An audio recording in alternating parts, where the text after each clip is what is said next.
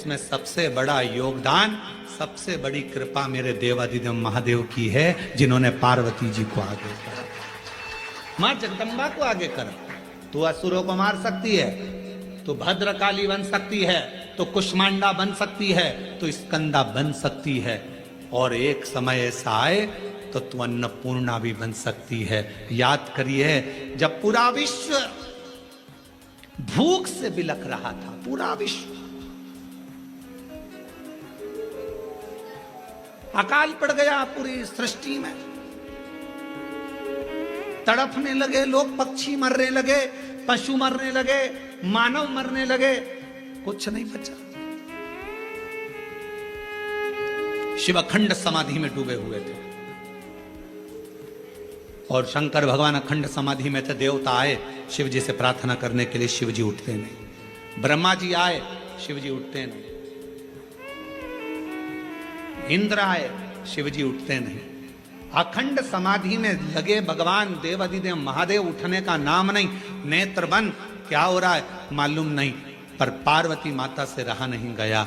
सूचना मिली पूरा ब्रह्मांड हिल रहा है, सब भूख और प्यास से तड़प रहे हैं। तब मां अंबा जगदम्बा माता पार्वती ने विचार करा, मेरे बच्चे, ये संसार के लोग भूख से तड़प रहे हैं। तब मेरी मां अंबा जगदम्बा जी ने तुरंत अन्नपूर्णा का रूप धारण करा, भूमि पर चरण रखकर धान उत्पन्न किया।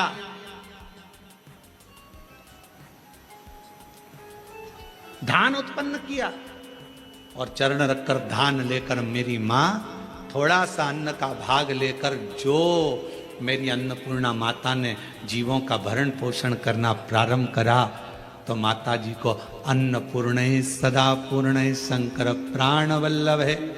भगवान शंकर की प्रिया मां जगत जननी पार्वती जी जगत का भरण पोषण करने वाली हो गई।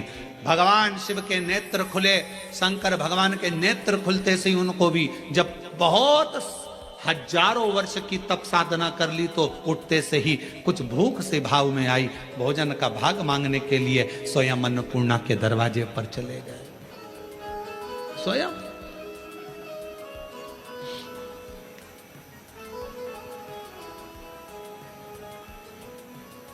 जब जगत पूरे विश्व में हाहाकार मचती है, तो वो अन्नपूर्णा बन जाती है। अगर नारी को अगर शक्ति दी है तो किसने दी? शिव ने। शंकर भगवान कि सारे चरित्रों को उठाकर देखिएगा, केवल देवादिदेव महादेव अपना अर्ध नारीश्वर स्वरूप का दर्शन कराते हैं। आधा शिव, आधा पार्वती।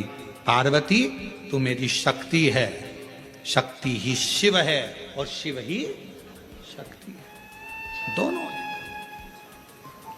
अब उसको समझने वाला समझे, ना समझने वाला ना। मालती बेटे का नाम शिवा रख दिया। पति पांव से विकलांग था, करता कुछ नहीं था। अकेली मेहनत करने जाती है, परिश्रम कर।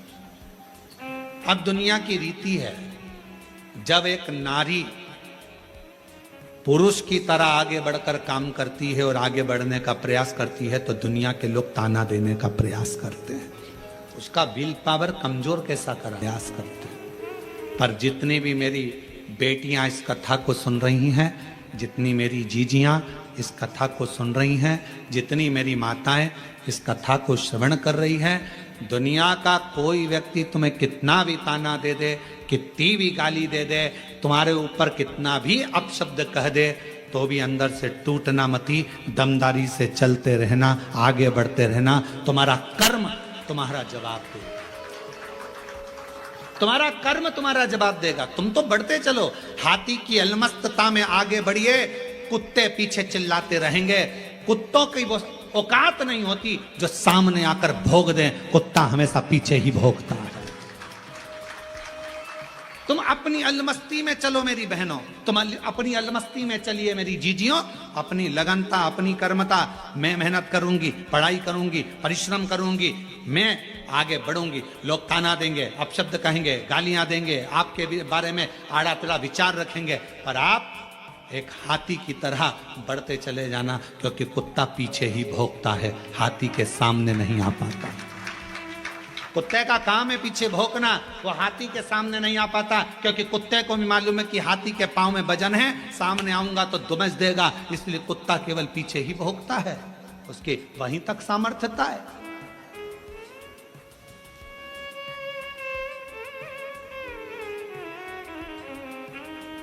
एक बहन, एक बेटी, एक मां, एक स्त्री जब अपने कर्तव्य पथ पर चले, उसको सोचना नहीं चाहिए कौन क्या कहेगा। आग लगे बस्ती में मस्ती में, क्या किसको रोइए सोइए, कौन कहेगा क्या बोलेगा बोले। हम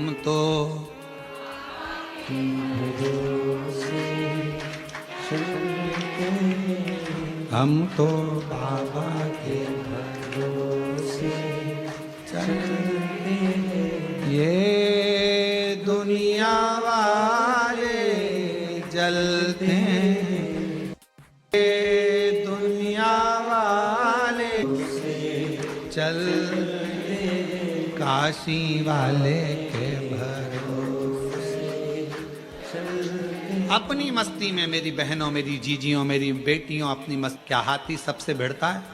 बोलो बोलो, जम के बोलो। गली गली में कुत्ता मिलेगा, क्या हाथी सबसे भिड़ता है? नहीं।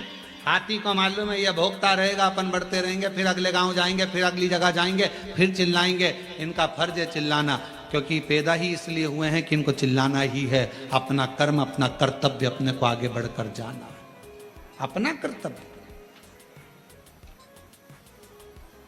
आगे बढ़ते चलो, बढ़ते चलो। शिव कथा कर रही है। मालती ने विचार करा कि घर को चलाना है, बेटे का जन्म हुआ है, बेटे का नाम शिवा रखा है। शिव कहती है माँ। धीरे धीरे बच्चा एकांत रहने लगा, समय बीता। एक दिन माँ काम में लगी रहती, बच्चे को घर में जब भरण पोषण का कुछ ना पड़ा, कुछ भी, जिस जगह पर माँ काम करती थी उसी जगह पर उस बच्चे को काम पर लगा दिया और कह दिया मेरा स्वास्थ्य ठीक नहीं, सेठ जी मैं आपकी दुकान पर, आपके घर पर कार्य करने नहीं आ सकती, अब मेरा पुत्र है। ये कथा कोई पुरानी नहीं, इसी कलयुग की है, इसी कलयुग। आपके यहां ये मेरा पुत्र आएगा।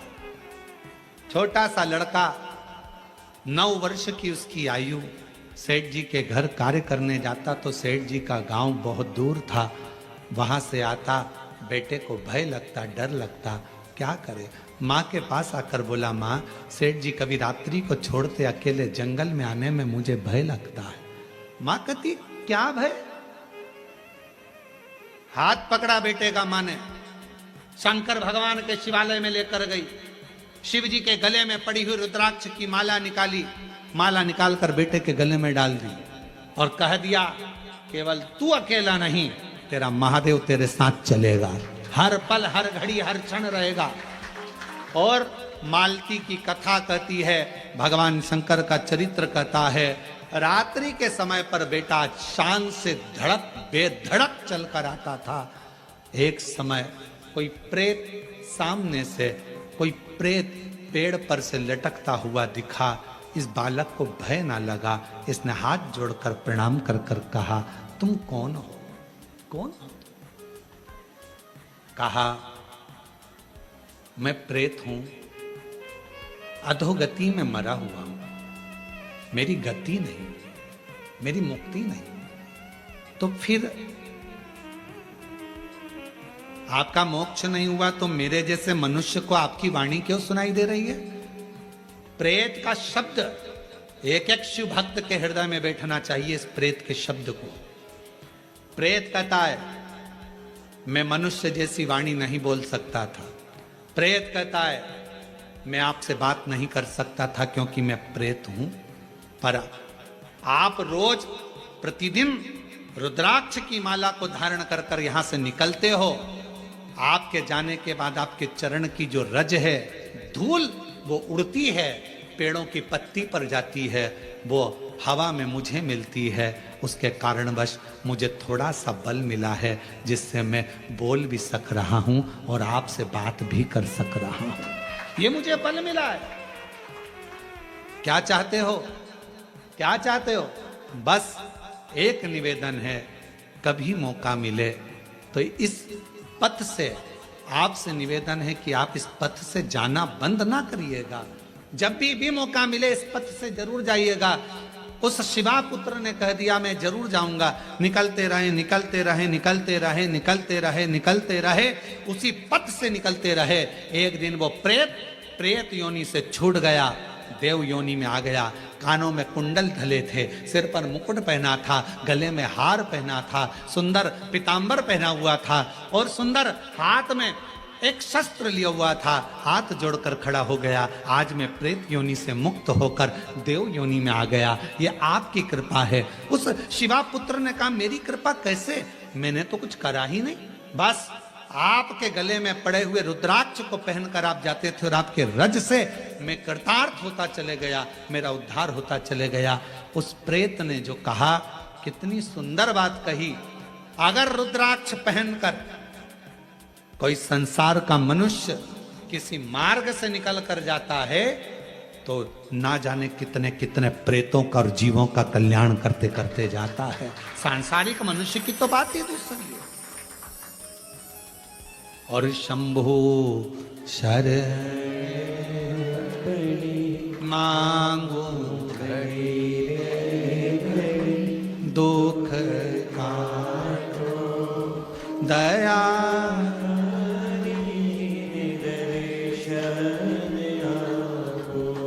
शंभु शरण मांगू घड़ी रे